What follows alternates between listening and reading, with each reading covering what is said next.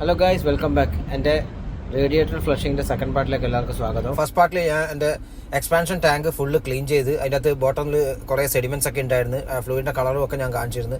So ഇനി അടുത്ത എൻ്റെ ഒരു ലക്ഷ്യം എന്ന് വെച്ചാൽ ഈ റേഡിയേറ്റർ മൊത്തം ഒന്ന് ഫ്ലഷ് ചെയ്യാമെന്ന്. നമ്മുടെ ഓയിൽ ചേഞ്ച് പോലെ തന്നെ റേഡിയേറ്റർ ഫ്ലഷ് ചെയ്യുന്നത് നമ്മളെ വണ്ടിക്ക് വേണ്ടുന്ന ഒരു ഏറ്റവും വലിയൊരു കാര്യമാണ്, വണ്ടി കുറച്ച് ലോങ് ലാസ്റ്റ് ചെയ്യാൻ വേണ്ടിയിട്ട്.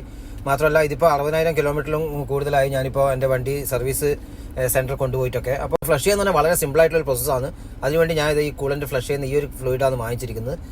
പിന്നെ എൻ്റെ ജീപ്പിൻ്റെ കാര്യത്തിലെത്തുമ്പോൾ എനിക്ക് കുറച്ചും കൂടി ഈസിയാണ്, കാരണം ഇത് നല്ല ആക്സസ് ഉണ്ട്, ക്രംബിൾ സോൺ കൂടുതൽ ആയതുകൊണ്ട് തന്നെ. പിന്നെ അതുകൂടാതെ ഞാൻ ഒരു എക്സ്ട്രാ മോപ്പാറിൻ്റെ തന്നെ കുറച്ച് കൂളൻറ്റും വാങ്ങിച്ചു വെച്ചിട്ടുണ്ട്, കാരണം ഞാൻ ഓൾറെഡി ഈ ടാങ്കിൽ നിന്ന് കുറച്ച് എംറ്റി ആക്കിയപ്പോൾ അത് റീഫിൽ ചെയ്യാൻ വേണ്ടിയിട്ട്. അതുകൂടാതെ ഞാൻ ഇതിന് വേണ്ടുന്ന കുറച്ച് ക്ലാമ്പ് ഓപ്പൺ ചെയ്യുന്ന ടൂൾസും വാങ്ങിച്ചിട്ടുണ്ട്. അപ്പോൾ ഇതാണ് സിമ്പിൾ പ്രോസസ്സാണ്. പക്ഷേ എങ്കിൽ എൻ്റെ കാര്യത്തിൽ എത്തുമ്പോൾ എനിക്ക് രണ്ട് വെല്ലുവിളികളുണ്ട്.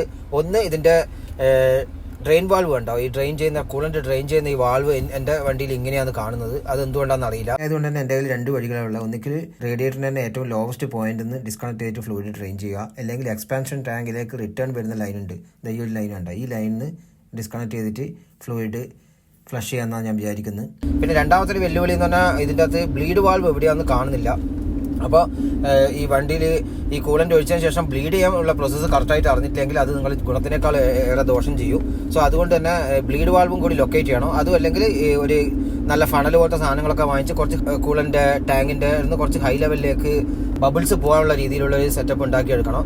കാരണം ഈ ബബിൾസ് പോയിട്ടില്ലെങ്കിൽ ഇത് എഞ്ചിനെ എന്താ പറയുക ഡിസ്ട്രോയ് ചെയ്യുന്ന ഒരു സംഭവമാണ്. അപ്പോൾ ഈ രണ്ട് വെല്ലുവിളികളാണുള്ളത്. പാർട്ടിൽ അത് സോൾവ് ചെയ്യുന്നതൊക്കെ ഞാൻ കാണിച്ചു തരാം. എന്തായാലും ഞാൻ ലിക്വിഡ് മോളിൽ നിന്ന് ഈ റേഡിയേറ്റർ ക്ലീനർ ഈ റേഡിയേറ്ററിൻ്റെ എക്സ്പാൻഷൻ ടാങ്കിലേക്ക് ഞാൻ ഒഴിക്കുമായിരുന്നു. എന്നിട്ട് ഞാൻ വണ്ടി ഏകദേശം ഒരു 25 കിലോമീറ്ററോളം ഓടിക്കുമായിരുന്നു. എന്നിട്ടാണ് ഫ്ലഷ് ചെയ്യാൻ ഉദ്ദേശിക്കുന്നത്. ഇതിൻ്റെ സ്റ്റെപ്പ് കാര്യങ്ങളൊക്കെ സംശയം ഉണ്ടെങ്കിൽ ഈ മോപ്പാറിൻ്റെ ഈ ഫ്ലൂയിഡ് ഉണ്ട്, ഇത് എൻ്റെ മാനുവൽ പ്രകാരം, അതായത് വണ്ടിയുടെ മാനുവലിൽ എഴുതിയ പ്രകാരമുള്ള ഫ്ലൂയിഡാണ് ഞാൻ വാങ്ങിച്ചിരിക്കുന്നത്. നിങ്ങളെ മാനുവലിൽ നോക്കിയതുണ്ടാവും. ഈ ഫ്ലൂയിഡ് വാങ്ങിക്കുന്ന കണ്ടെയ്നറിൻ്റെ പുറത്ത് തന്നെ എഴുതിയിട്ടുണ്ട് എങ്ങനെയാണ് ജസ്റ്റ് ഫ്ലഷ് ചെയ്യേണ്ട രീതിയൊക്കെ. ഞാൻ വണ്ടി സ്റ്റാർട്ട് ചെയ്തിട്ട് ഇതിൻ്റെ ടെമ്പറേച്ചർ ഒന്ന് മോണിറ്റർ ചെയ്യുക, എന്നിട്ട് അതിനുശേഷം കുറച്ച് കിലോമീറ്റർ ഒന്ന് ഡ്രൈവ് ചെയ്യാമെന്ന് വിചാരിക്കുന്നത്. അതിനുശേഷം ഫ്ലഷിങ് സ്റ്റാർട്ട് ചെയ്യും. എന്തായാലും ഈ ഒരു എപ്പിസോഡിലെല്ലാം കൂടി ഇതാക്കാൻ പറ്റില്ല. അപ്പോൾ അടുത്തൊരു പാർട്ടിൽ അതിൻ്റെ റിയൽ ആയിട്ടുള്ള ഫ്ലഷിങ് കാര്യങ്ങളൊക്കെ ഇൻക്ലൂഡ് ചെയ്യുന്നതായിരിക്കും. Thank you for watching. See you in the next part.